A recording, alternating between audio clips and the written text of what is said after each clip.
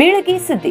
ಹಗರಣದಿಂದ ಸುದ್ದಿಯಾಗಿದ್ದ Nagaral PKPS ಪ್ರಾಥಮಿಕ ಕೃಷಿ ಪತ್ತಿನ ಸಹಕಾರ ಸಂಘ ನಾಗರಾಳ ಚುನಾವಣೆ ಅಖಾಡದ ಫಲಿತಾಂಶ.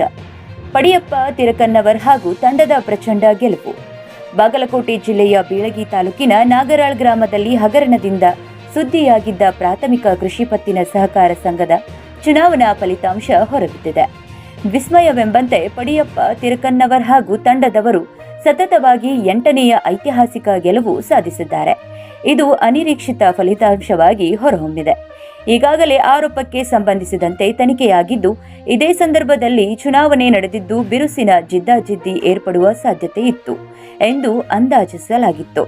ಆದರೆ ಫಲಿತಾಂಶ ಹೊರಬಿದ್ದಾಗ ಕೆಲವೊಂದು ಲೆಕ್ಕಾಚಾರಗಳು ತಲೆಕೆಳಗಾಗಿವೆ.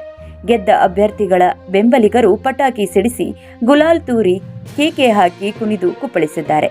ವರದಿ ಅನ್ವರ್ ಕೊನ್ನೂರು.